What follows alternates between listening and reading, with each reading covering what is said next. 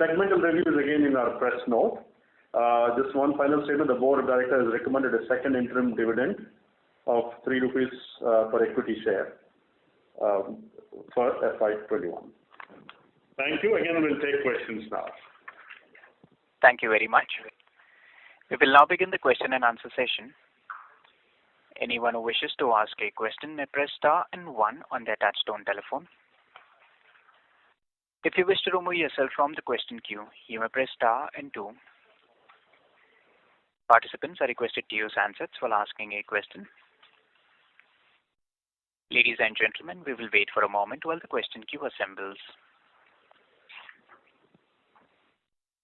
The first question is from the line of Ravi Dharamshi from ValueQuest. Please go ahead. Yeah, hi. Thanks for taking my question. I just want to understand what is the reason for this big increase in the other expenditure. Okay. So we had 2-3 events that have happened. One is we had a one-time employee increment. Overall, I'm just giving a general view of the expenditure. So we had a one-time employee increment because of Q1, because of COVID. We decided to defer the increments. So this time we did a one-time charge on the increments and incentives. So that happened in Q2. And then we had some costs related to some litigations that we have expensed. I think these are the 2 major reasons why. And we had some costs related with setting up REMS of about 3-4 products. At the same time, the costs came through. So that's why we had a high other expense. Thank you. Okay. And the Canada Revlimid settlement, have we recognized all that was to come?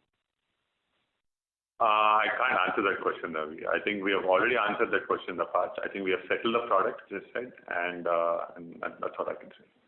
So all I'm asking is, have we recognized everything, or is there still some pending? I'm not asking for specific amount. We recognize revenue based on what we receive. I think everything is that's the accounting policy we have. All right. Okay. Thank you. Thank you. And any update on this?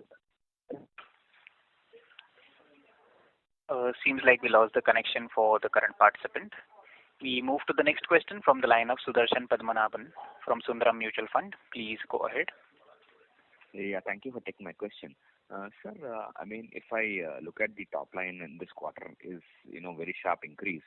Just to understand, I mean, if you can give some color with respect to the quantum which we had got from this Revlimid settlement.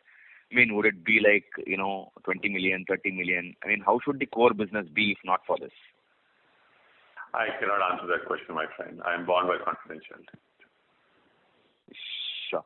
And with respect to the launch, I mean, is there any, a date with respect to Canada which you can actually kind of, give some clarity on, whether it will be in FY21 or FY22? I mean, not specifically asking which quarter or which date it should come through.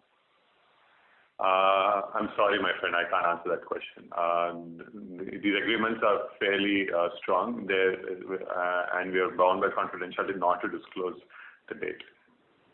Sure. And sir, with respect to the earlier press release today with respect to this approval of Analysts, I mean, this basically says that we have also settled the product. I mean, can we get some more clarity on this, whether this is going to be a meaningful product, when can we expect this, etc.? Yeah, sure. I mean, as the press release said, we filed in the first wave, and I think we are one of the first to file. I think there are multiple generics. So far, 2 generics have been approved from what I've seen in the public domain. I think Eugia and Breckenridge are the approvals. So it's a very good product. It's a nice REMS product. It's nearly $1 billion in sale. And we got a full approval, so which is great. And second thing is we also decided we have decided to settle the litigation. Again, they have decided they kept the date of launch has been kept confidential, but we have settled the litigation as well. Sure. And sir, the same questions with respect to how much is if you can break the domestic business into primarily oncology, third party, and the hepatitis C, that should be pretty good for us. I think I'm not doing outright split for competitive reason, but overall, I think the sale numbers of the domestic are reflected. But I'll just give you a flavor of what is actually going on. See, basically what has happened is, I think we have struggled for two reasons in the domestic. One is that the hepatitis C sale has dropped, so that has played an impact. The second is because of COVID, number of people who are going to the hospitals for oncology treatment has been problematic. So we are seeing about 70 to 75% of the sale potential being realized because of lower hospitalization in cancer treatment. As you're aware, a lot of patients are deferring treatment of cancer because of COVID fears, and as you know, cancer treatment could also lead to immunosuppression, and there's certain concerns. It is, and it's difficult, and I think that's the reason why our domestic revenue is a bit weak. But my sense is that it will get better. I think once COVID settles down, I think we'll be able to see an improvement. Okay, thank you. Thanks a lot. I'll jump back to you. Thank you. The next question is from the line of Sriram Rathi from ICICI Securities. Please go ahead. Yeah, thanks for the opportunity, sir. Firstly, sir, on looking at the revenue increase and EBITDA increase, it seems basically there could be more to the settlement income only in this quarter. So, I mean, is it fair to assume that you would have also supplied for Tamiflu initial supplies before launch or basically before this? I think this quarter has a lot of Tamiflu supply. So we fortunately won some very good tenders. See, basically of pandemic, what has happened is a lot of governments have stocked product. There are a lot of government supplies we have done, and a lot of private market supplies we have done. For example, we launched Tamiflu for the first time in Brazil. We're the first generic in Brazil, so that has been very good. We have got a good order from there. For that reason, the sub has done well. And we had very good government orders from Canada as well, so that we are supplying as we speak. So that has done well. And in the US also, we have stocked some material with our partners. And so basically what the way we do the accounting is we bill the stock to our partner Alvogen. And once they actually sell the product, the profit share is recognized. I think if all goes well and the tender supplies go on time and everything goes well, assuming all goes well, then we'll be able to recognize the profit share, which the benefit of that you'll probably see in the Q3 and the Q4. So, I mean, if you look at even our balance sheet in the past, generally Q1, Q2 tends to have lower margin because there's a lot of stocking that we do. And Q3, Q4 is when the actual revenue gets realized. Right. Okay. Yeah, that's helpful, sir. That's helpful. And so just one more question on the agrochemical. I mean, this quarter in the segmental results, we see 1 million rupees of sales of agrochemical. So does that mean that we have launched any specific product in the market? And how should we look at that? What we have done is, I think, we have launched a portfolio of products which are all Me Too. Again, I'm not going to come and say that, these are blockbuster drugs, but products, so we have launched them. And so that what we can do is we have a field force and they're promoting these products. And they've started off with some modest sale. And as per the accounting standard, we have started showing this as a segmental income. But this helps us get going. But again, the pipeline, we have, one product that we already disclosed, which are awaiting approval. And once all the hurdles are cleared, so that's the big one that we're expecting now. And there's a couple of other blockbuster ideas as well, which are not articulated in public domain, but we also have. So I'm excited about this division. I think all goes well. I think once we get clarity on the regulatory and other issues, I think we can probably give us some upside. But what we have done essentially is start the setup and start the marketing. Okay. Got it. Thank you, sir. Thank you so much. Yeah. Thank you. The next question is from the line of Ashish Thakkar from Motilal Oswal Asset Management. Please go ahead. Yeah, thanks for the opportunity. So again, on the AgChem part of the business, while we are waiting for the approval to come in for other products, is it possible that we can leverage our distribution network and we can start selling products of other companies with a profit share model? Which segment you're talking about? Agro you're talking about? Yeah, agro, yeah. Agro, I think the model now, my friend, is we got started with a basic setup. I think we have the reps and we're covering, and we're trying to get an all-India coverage. So by end of this year, we should have enough reps to launch in all the major agro states in the country. We're starting from scratch. selling other people's product and all, they're all different opportunities we're looking at. See, but my strategy always has been try to launch something unique. I don't like to do me too. I don't like to do something where I believe that a lot of people are there. There is never an emphasis of strategy. So we're looking for something interesting. We have tied up with a couple of companies on some interesting ideas. We'll speak about it, I think, as time goes along. But we have spoken about our pipeline. The major one I already spoken about in the past. So that we're awaiting approval. So I think that's where we are. Okay. And the one big approval that we are waiting for, what's the hurdle now between the launch and the approval? Is it the court case? We have a pending litigation and also the final. I believe we are in the final stage of approval. I think we cleared all the hurdles. We'll see how it goes, but again, these things are slightly unpredictable. But I'm hoping best case scenario, I think hopefully we'll hear about the approval in this quarter. I think that's our expectation. But again, it depends on if there are any further queries from the regulators. But things are going well, and as you know, we filed it last year, so I think it's about time we should get it. I think about nearly a little over a year and a half since we have filed. Yeah. Thank you. Okay. So I'll get back in the queue. Thanks. Thank you. Thank you. The next question is from the line of Kunal Mehta from Vallum Capital. Please go ahead. So thank you for the opportunity. I have two questions. First, regarding the India business. So we've been hearing from a lot of hospital chains and a lot of even small entities, say tier 2 entities or smaller size entities, that the onco business has recovered for them.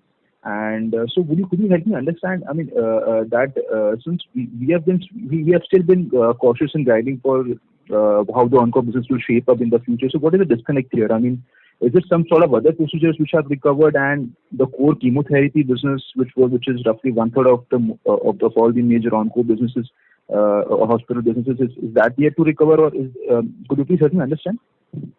I think again, different people have different portfolios, so I can't judge what other people are doing. But I can only speak about myself. So we are the largest player in this business. And I think what I've seen is, I think oral business has held up, but I think the chemo business has not done very well. And we are probably at 70% or 75% of the original sale now. So the sale has been very, see, you should understand the sale of the onco products happens in the big metros. And if you see, most of the sale happens in Delhi, Mumbai, Chennai, Hyderabad, and Bangalore. If you take these 5 cities, that represents majority of your sale. And if COVID comes and affects other segments of the hospital, then it has an indirect impact because the patients here are compromised. So the high amount of reluctance. They're okay with taking oral, but there's a lot of reluctance to take chemo. At least this is our experience. I don't know the other people's experience. I know obviously they can speak for themselves, but at least this is our experience that it's not come back to the same level. At least that's my personal experience. And I think in pharma, if you see, like if you look at antibiotics, if you look at pulmonology business, because of the lack of interaction with people going out, there's been an impact and deceleration in sales. So certain segments have certainly been affected. Except for just to conclude the thought, except for cardio or diabetology, which has done extremely well, I think other segments have seen different level of decline. Understood. So safe to say that we have not lost any major market share as such. I mean, I'm not sure how do you track the market share because the data is not available. But, so we have not lost any market share on the onco side. That will be safe to assume. Yeah, that is safe to assume. I don't think we've lost much market share. And I think, but the only issue is, the hospitalization rate has not been as strong as pre-COVID. I think this is our experience. Yeah. Okay. Sure. Thank you. Sure. Just and one last question on my side. When I compare your numbers for the same quarter last year, and I see that the export revenues have shaped up pretty well, and of course there's this element of settlement income of Revlimid Canada being recognized. But when I see the corresponding jump in profit, I'm sure you just to take assume a normalized figure for Revlimid Canada. It's still, the jump in profits could have been far better than given this sort of top line numbers. So is it the reason that since we have just booked the manufacturing margin for Tamiflu and the profit share would come later, that is the reason that the profit numbers are a bit lower than what they could have been? Yes, that is one reason. And then we had a lot of one-time costs attached to the REMS. See, if you want to set up a REMS in the US, I mean, to give you an example. See, if you want to set up a REMS product for a particular REMS, it costs at least $3 to $4 million. And so when you are closer to approval and you're trying to launch a product in any particular market, and see, we decided to do specialties. When you do specialties, you have to spend on REMS. If you want to spend on REMS, then you got to do the upfront cost of $2-3 million setting up REMS. And the way we do our accounting, I don't capitalize these expenses. I expense them on the spot. So that's the reason why you have these one times. And a lot of these one times happened this quarter. But but it is what it is, right? So if you want, when you want to do a specialized product which requires specialized marketing, you need to spend that extra money.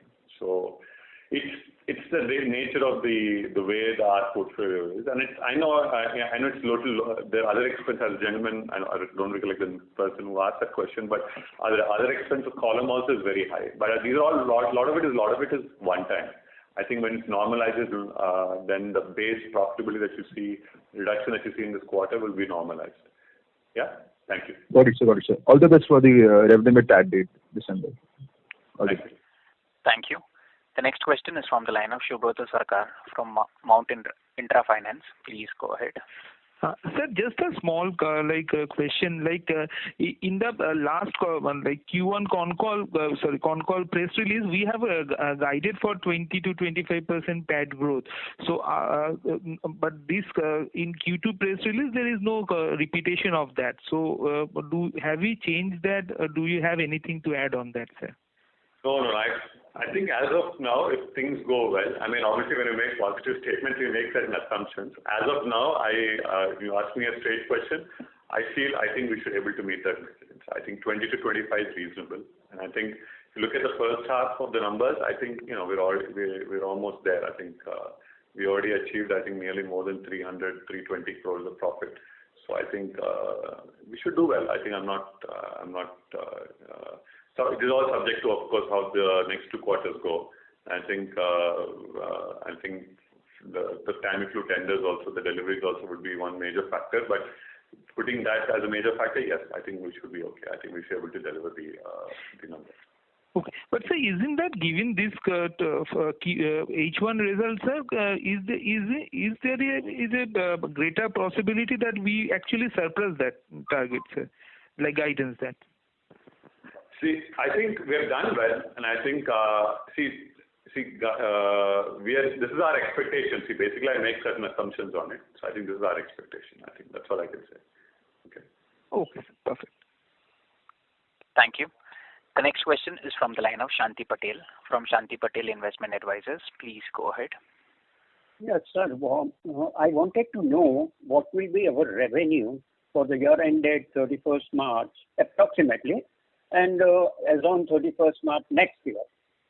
If you can, give some light on that. You're saying 31 March.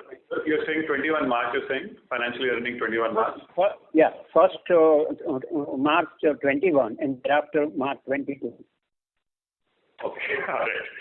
So let me speak about things which are relatively sooner. I think March 21, our expectation is that we should do about 2,400, a 20% growth. Is what our expectation is on the top line and on the profit. 22 and all, we'll talk about it. I think once 21 ends, and I think the big factor in 22 will be the Revlimid approval and launch, because that is slated in 22. So I think once we are, once I get the approval, which I'm hoping to get in December, and I think we have more clarity, I think we'll speak about it. I think closer to early next year. I think that'll be a more appropriate time to talk, because I'll have more clarity on other things that are also happening in our agro business as well. So I think I feel comfortable talking about 22 later, right? Okay. What about our debts? Loan. What will be the? Can you give some? I'll answer that question. I think I can speak about what we have as of today. As of September 30th, 2020, our total cash and cash equivalents, including bonds, fixed deposits, bank deposits, everything together, shares, liquid shares, is about 1,065 crores is the cash and the cash equivalents in the books. Okay? And the total debt that we have is about 431 crores, of which actual borrowing is about 105 crores is short-term working capital borrowing. 320 crores we did foreign bill discounting, where we have sold a receivable or export receivable, which is of our export receivable. So that's where we are. Okay. Thank you very much. Thank you. Thank you. Thank you. The next question is from the line of Girish Pathak from Goldman Sachs. Please go ahead.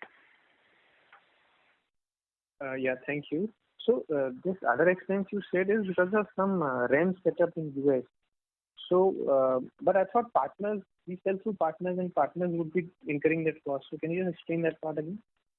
I think some REMS, like the earlier REMS, we had through partners, but the newer REMS we are sharing.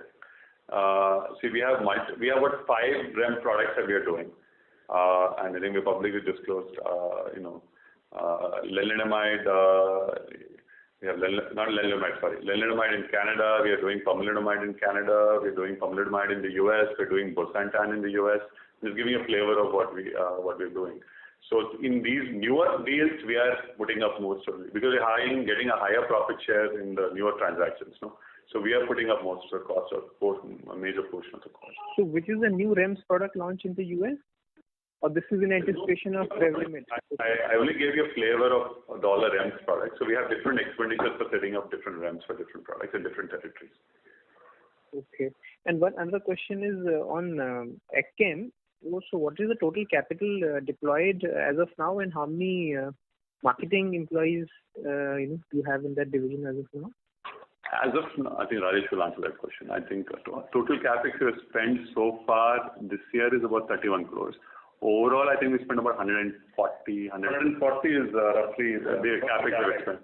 In terms of employees, it shows 175. That would be a fair representation, right? Segment assets. You get me so precisely. I guess that you are more precise. I'm giving you a ballpark number. Yeah, in that region. Yeah. So I'll go with what you said.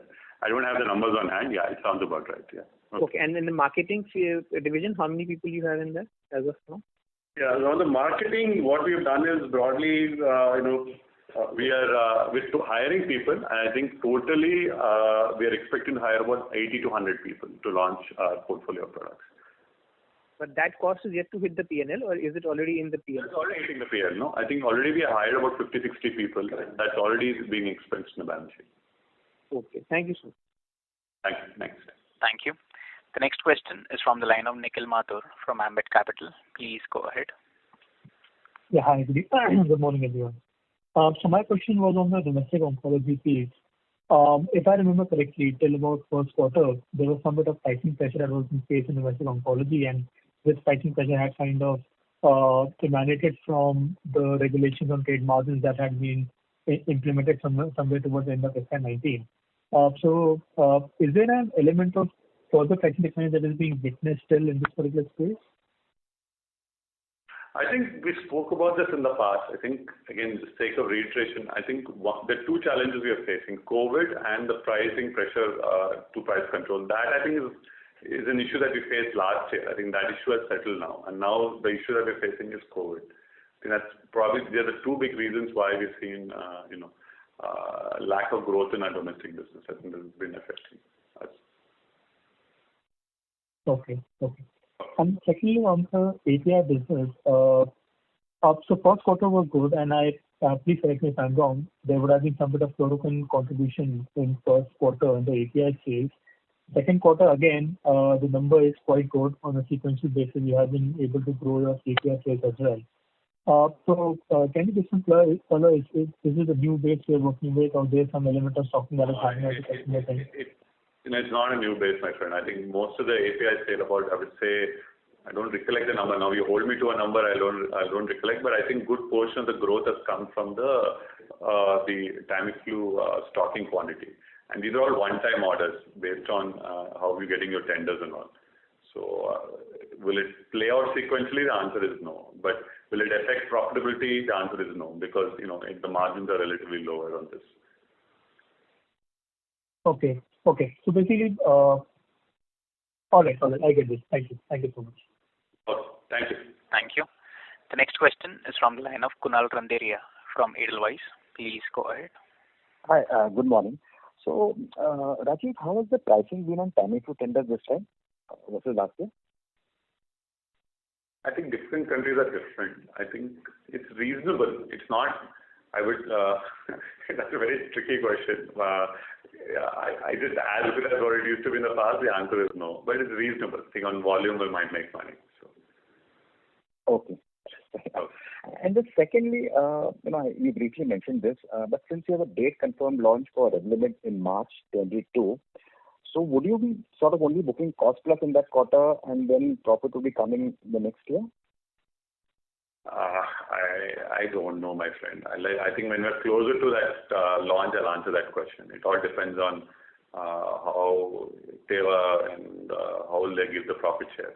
I don't want to answer that question now. I think we'll answer the question closer to that date. Fair enough. Just one more expense, Steven. I think the standalone gross margin has come down a fair bit. So is it fair to assume because of their business mix and your higher API, lower domestic, as well as the fact that we sent a lot of Tamiflu this time, so that's the reason your gross margin was lower? Yes, and the REMS costs all are playing a role. Okay, but REMS cost, would that impact gross margin? It will impact other expenses. Okay. So the gross margin then should now tend back to those historical levels, right, in the coming quarters? I think so. I think a lot of the one-time costs we have already done, so I think it should come back. Okay, perfect. Thank you. Thanks. Thank you. The next question is from the line of Sharan Pillai from Allegro Capital. Please go ahead. Hi, thank you so much for the opportunity. I joined the call a little late, so if you could just reiterate what contributed to a significant growth in the quarter? Can you say that again, my friend? I didn't catch your question. What contributed to what? I'm sorry. The growth that we faced in the quarter. Could you just reiterate what contributed to that? What contributed to growth in earnings? I think it's there in the public domain. It's already available. Look at the press release. It's already there. Yeah. Okay. The split of the revenues and all is already there in the public domain. Yeah. Thank you. Okay. Next question, please. I have no. Okay. Can I ask? Go ahead. You want to ask something else? Go ahead. Yeah. We just put out a press release saying that we got approval for generic Pomalyst. I just wanted to know if there are any timelines in terms of whether we've launched it yet or when we plan to launch it, what the opportunity is, just some general information. I mean, I already answered the question, but I'll just repeat it one more time. See, the total sale is about a little less than $1 billion. And there are two full approvals, I think, us and Aurobindo. And so we have a possible first to file on it. And so what the press release conveyed was the fact that we got a final approval, which is great. And we also conveyed the fact that we have settled the litigation with the innovator. And so we have not disclosed the date because the settlement agreement was very particular that we don't talk about the date. Okay? Okay, cool. Thank you so much. Thank you. Next, please. Thank you. The next question is from the line of Anand Shah from Raj Trading. Please go ahead. I said, comment a good set of numbers. My question just got answered. I think there's a question on the approval thing which you had filed. I think that you answered that. So that's it from me. Thank you. Thank you. The next question is from the line of Abdul Puranwala from Anand Rathi. Please go ahead. Sure, sir. Thank you for the opportunity. So my first question is related to the litigation going on in the Indian market related to Apixaban and Ticagrelor. So would you like to provide any update on those products? Apixaban, you're saying? Yes, sir. Apixaban we're selling. We're doing well. Okay. And so any details on the kind of market share which we have garnered on this product? I think we're doing well. Top of my head, I don't recollect the market share numbers. I think it's us and Pfizer are the only brands in the market. And I think value-wise, we're doing reasonably well. Top of my head, I don't recollect, but I can tell you we're doing well. That's all I can say. Yeah. Sure, sir. And my second question is related to the agrochem product to which we are expecting an approval in the near term. So any guidelines you would provide in terms of how the scale-up can happen in this product or, or the cost involved? On the agrochem side, where we just mentioned on the call that we are confident of getting this approval in this quarter. Any color on that in terms of the top line or the related It's a good product. That's all I can say. It's a very good product. I think I understand the sales are about 2,000 crores, and the indigenous production of the product.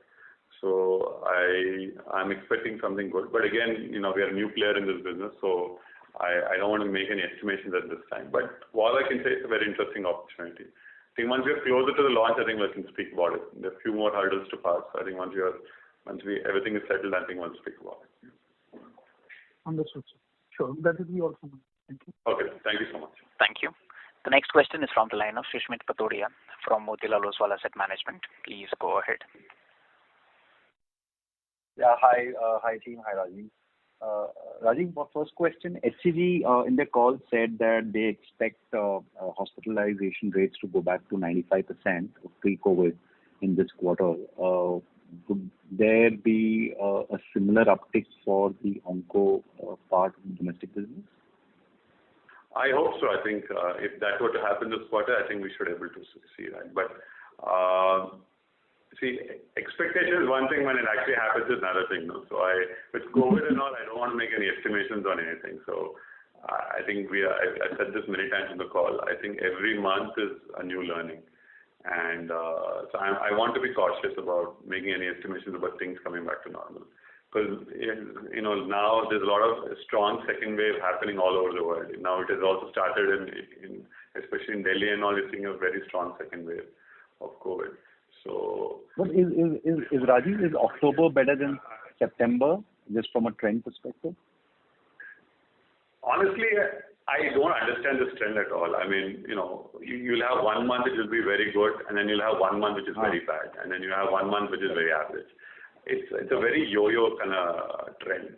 You can't make a trend analysis on the last 5-6 months. I'm unable to make. Honestly, I'm being very honest with you. I'm unable to make any estimate. No, we appreciate it. Right. And secondly, Rajiv, how do you think about NLEM? And is onco a possibility? Have you had any conversations? You're saying, what do I think about NLEM, you're saying, right? The price. Yeah, I mean, is there a possibility of onco coming there? I think there's already a lot of the onco drugs that we're selling were in NLEM. It got a lot of the notifications happened last year, in the last financial year, not this financial year. So the impact of that played out in the last financial year. So in the next round, there's no point for them to do it again. Decrease that we saw in the sales and all is already factored in. It's already normalized. Right. And just lastly, from the AgChem business, Rajiv, is the entire sales set up there already now in the P&L cost? It is already the plant. I think is still not it's still not. It's been what do you call the plant production has not started. So the moment the first commercial lot is ready for production, then we'll start expensing it. General expenditures expensed off, like the running costs, like for example, employees and all. That is already in the balance sheet expense. But I think the capital cost is still, I think until the project is completed, it continues to be capitalized. I think my understanding is, let's say next 2-3 months we get the manufacturing licenses. We're awaiting all the manufacturing licenses. Then we'll start expensing the operational costs. So far, the capital expenditure related is still being capitalized. Got it. Thank you, Rajiv. Wishing you a very happy Diwali and to your team as well. Stay safe. Yeah. Thank you so much. Same to you. Thank you. The next question is from the line of Kartik Mehta from Clay Securities. Please go ahead. Yeah, hi. Just wanted to understand, this will not be a typical Tamiflu season there. So how do you see the response now? And usually it is from end of November till probably end of Feb or mid-Feb is when the sales are at its peak. So in terms of early trends, and this is in particular only to the US market, how do you see this? And would you throw some color on competition or in terms of expected market share, similar lines as past years? Thank you. Honestly, I'm not very excited. I believe that the retail opportunity is not so strong. I think we're relatively doing better in Brazil and Canada compared to US. I think if there are any tenders, like government tenders, where you have a fixed price and a large quantity that they're buying, then there's something interesting, which is what we're betting on. I'm not very excited about retail, Karthik. I think there are already enough approvals, and I think it's fairly competitive. I'm not very excited, and I think there's a lot of behavior change in the among people. Like, people used to go around freely and pick up, small colds and viruses come. But now I think that behavior is changing. A lot of sanitization, a lot of masks. So I would go out and say that there'll not be that many people who will get sick. Again, I'm not I don't have a crystal ball. I don't know, but I would urge cautiously and say that the potential is not so good in retail. I think that's the feeling I have. But again, I stand to be corrected with that. Yeah, which is fairly understood and appreciated from a company's perspective and from an individual's perspective. That should what be the likely outcome if people remain indoors. But then the agencies there would want to have a stockpile, and they would not want to face a situation where there was virtually a shortage of products. I think that's what we are seeing. We are seeing a lot of proactiveness among certain governments to stock products which they have not stocked in the past more aggressively. But having said that, retail business is different from government stocking. Different pulls. Retail is completely driven by disease. Somebody's sick, they'll go to the shop and pick it up. So, okay, right. Thank you. Yes, I just have one more. If go ahead. Yeah. In this case where you see oncology sales is what completely driven on COVID, etc. But are you seeing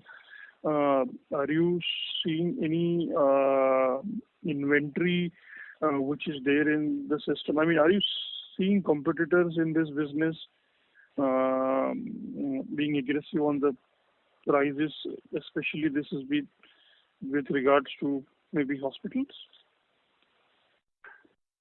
Could you rephrase that question, Karthik? Are you seeing aggressive competitive behavior by competitors in the oncology business in India? Yes and no. I mean, obviously there's always aggressive competition in India, but relatively, it doesn't decline like the US because there's an element of brandedness in this business, right? Because you're having a brand. So declines are not as sharp as, let's say, a generic business like in the US. But that's always there. I think that challenge you always have in this business. But relatively, qualitatively, I think India is a much better business when you see decline because of the branded generic nature of the business. The declines are not as sharp. Okay. Okay. Thanks, Rajiv. Thanks, Rajesh. Thank you. The next question is from the line of Kashyap Karthik from Blue Tree Capital. Please go ahead. Thank you for the opportunity. Rajiv, 2-3 questions. One, profit share from the settlement. Have we completely recognized level with Canada? Have we completely recognized this quarter or some more yet to come? I'm not going to answer anything about the settlement, my friend. The agreement is very clear that I should not talk about it, so I will not answer that question. Okay. And not even about the launch date? So, I'm sorry, my friend. I can't answer that question. I mean, I know I'm trying. It's not like I'm trying to avoid your question, but I'm bound by the confidentiality. I cannot answer that question. Sure. Second question, Rajiv, is Lotus Pharma has got a tentative FDA approval on Revlimid. I mean, they filed much later than us and have still got tentative approval. So, I mean, have we got some indication from FDA now at least saying, your thing is on the way? Yes, I think they have got approval before us. That's absolutely correct. And we had issues in our files, so which we had to correct, which obviously took us time. But we think we have addressed all the questions, and we have a tag date in December. So I'm hopeful that we get the approval. Us getting a late approval itself doesn't impact our financially doesn't have an impact because we have a contractual launch date. Which is already there, so there's no impact on us financially. But having said that, yes, I'm hoping we'll get the approval. I think we've answered all the queries. And it's also a good sign that somebody else already got an approval, which means that the REMS and everything is set. So I think I'm actually, in a way, more positive that I think it should happen this time. Yeah. Got it. So, third question, Rajiv, sorry. Congratulations on the pomalidomide approval. If the patent expires 2024 in US, Rajiv, so is it a reasonable estimate that we see a launch in FY22? I can't answer that question, my friend. I can't answer that question. I'm sorry. It's bound by confidentiality. The only two things I can say about that is we got a final approval and that we settled the litigation with a confidential launch date. Got it. And that US FDA approval is done for that? Yeah, it's there. It's there on the website also. The final approval is there. I think this ANDA is on our partner's name, so it's listed as Breckenridge Pharmaceuticals. Sure. So then, Rajiv, I'll ask a very broader question. I mean, we have like 3-4 molecules, right? Bosentan, Nixavar, everolimus, lapatinib, pomalidomide. Can we at least expect, don't tell us the date, but can we at least expect the launch of these 4 molecules or FY22 or FY23? I mean, in the next 2 years, at least just from our visibility perspective. Don't tell us the year or the date, but at least tell us if it's going to launch in the next 2 years. I can't answer. See, what I can tell you, as you rightly said, these are all exclusivities that we have. As you rightly said, Nixavar, we have sole FTF. Carfil, Zomib, we also have a settlement where we have exclusivity on one strength where we have sole FTF and other 2 strengths we have shared FTF.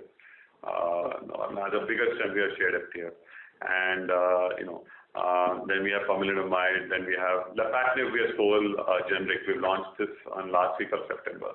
So we have all these smaller products and some big products. In terms of launch date, I think sometimes people tend to be open with their agreements. For example, in leslimumab, we actually are able to come out and say we're launching on this particular date. But sometimes in certain agreements, they're very particular that we should not say the date. And a lot of the newer agreements that we're doing, innovators are insisting that we should not come out and say the date.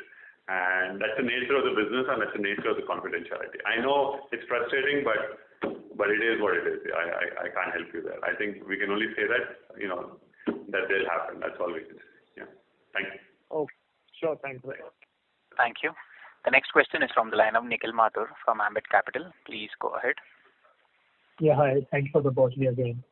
My question was on Copaxone. So what we have been also reading is that a competing oral drug in this therapeutic area, Expenditure, a lot of approvals have been given, certain launches have happened, the launches are happening at this as well. Does this have a bearing on Copaxone's volumes and pricing? The reason I ask is that Expenditure is an oral solid, it targets multiple sclerosis, and possibly the patient sometimes can be better in this particular product, and with competition coming in, the prices might go down. So have you picked up any indications if this is eating into Copaxone shares from them? I have not seen much reduction in demand. I can't answer that question because I'm not aware of an impact as yet. I don't have an answer to that question. But so far the volumes have been fairly stable. I think we're doing well with the market share, and I think I would like to say that we're doing well. So as of now, I can't answer that question. I think that's the best way I can say that. Okay. And second question, Natco has a strategy and has been following this strategy over the years of doing limited competition products, of first to files, entering into settlements with the innovators and all. But there has been also over the last 6 years growing activism in the US on pricing. Whether be it explicit price rigging allegations or even on the settlements, there have been allegations that generic companies along with innovators haven't been fair in terms of what prices have been, the growth has been launched at. Do you believe that given the so much of activism around pricing, your estimates on pricing of certain limited competition products that you would be launching, what estimates you were having 3-4 years back, that might have come down a bit? Not really, no. I don't think so. I think estimations and all are, it depends on how you want to estimate. If you're estimating conservatively, then I don't think you have a problem. You estimate a little more aggressively on the erosion, meaning that you take it. I mean, to be honest, I'm a fairly conservative person. I think my estimates that I make for my earnings are fairly conservative, and I think we always try to do more than what our own estimate is. And the political environment and all, I mean, I can't really answer that question. But to answer your question, I'm not. I have very conservative estimations, so I'm not. I'm always positively surprised, not negatively surprised. Okay, so that's why the company isn't really worried about some of the activism around pricing, be it on settlements as well. I mean, see again, we believe. I think a lot of the settlements that we have entered are, are subjected to scrutiny by FTC, and I think we're fairly. I think from what I understand, a lot of these agreements are shared with FTC. So I think they're all, and I think they're all vetted by the lawyers, and I think we think. They're reasonably done. So I think that's all I can say. Yeah. Thank you. Okay, sure. Thank you. Thank you. The next question is from the line of Kunal Mehta from Vallum Capital. Please go ahead. Thank you for the opportunity. Could you just give a status on the litigation of CTPR? The status as it stands as on today? Your question is, what is the status of the everything? Yeah. It's pending in Delhi High Court. Okay. Injunction hearing is under argument. Okay. And there's Rajesh, if you give me the names you mentioned for the products to the previous caller regarding the REMS for which we have done in different markets, US, Canada. Yeah. You mean the REMS product you're saying, or generally our product? Yeah, the products for which we have instituted the REMS and incurred a cost of the same. I think I just answered a general question. I think one was, I said I have multiple REMS products. I think one product lenalidomide was one REMS product, and then I said pomalidomide US was one REMS product. Lenalidomide in Canada is another REMS product. Pomalidomide in Canada is another REMS product. And then I said bosantan is another REMS product, which we have, and we have a first to file on a new formulation of bosantan. This is a bigger one. Got it. Thank you very much. All the best. Thanks. Next, please. Thank you. The next question is from the line of Rohit Balakrishnan from Vriddhi Capital. Please go ahead. Yeah, hi, Rajesh. Just two questions. So, on this Canada settlement, so is there a launch? I don't want to date anything, but just want to understand, is there just a one-time settlement or there is going to be a subsequent launch also? I cannot answer that question, my friend. I think we have already said that in the earlier comments that people have asked. We have settled the product and we have a launch date secured to the agreement. That's all I can say. Okay, got it. And in terms of Nexavar specifically, so I saw that your ANDA has been, it shows discontinued. Has something changed? I just want to be, should we be worried about our impending launch? Just wanted to understand that. Whatever you can share. What is your question? I didn't understand the question. Could you phrase that question again? What I saw, was that I think your ANDA for Nexavar shows as discontinued. So just want to understand that has Mylan's sold the ANDA to another company, or is there something that we need to be worried about? This is on Nexavar specifically. It's on the website you're saying. We just got an approval recently. Till recently we have not we are final approval recently. It's not discontinued but I don't think we have discontinued the ANDA. No, I think I don't know why it's listed like that on the website. I think maybe because I'm only speculating again. I don't have an answer to that question, but maybe because we have not sold the product so far. So I think maybe that's why it's not reflected. But I'll just get it. I'll get it verified. I'll just find out what's going on. Yeah. Okay. Thank you. The next question is from the line of Sriram Rathi from ICICI Securities. Please go ahead. Yeah, thanks for taking my question again. Just one question, sir. On API sales, in the half year we have done more than what we did in full year last year. Okay. What's the question, Sriram? Yeah, so my question is that API revenue is higher than the full year revenue last year. So, I mean, what? If we told, no, I think it's because of the stocking quantity of the bulk trading of fossil. Okay, got it. I missed that. Sure. Thank you. So this will be our last question. Yeah. So no more questions as of now. Okay. Prakash, any questions you have, Prakash? Yeah, I'll take the last one. Okay. Go ahead, Prakash. Yeah, just wanted to understand, how do you think about, capital allocation once you start monetizing, Revlimid starting March 22? That will be fairly significant cash flows. So have you given any initial thoughts, which markets, products, which areas you would like to spend that money? I think, some portion of the capex, of the capital that we receive, usually we give in dividend. We're giving 25-30% dividend at this time. So I think hopefully what to do in March 22 and all, I think we'll decide then. But typically, as a thumb rule, we're giving about 20-25% as dividend. And in terms of the capital allocation, I think we continue to believe that there are a lot of niche opportunities available in this business.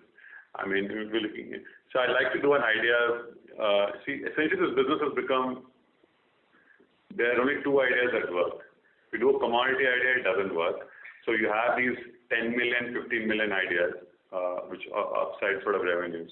So those ideas, you need to have about 8 or 10 of those ideas. So you need to have an idea like a lapatinib, a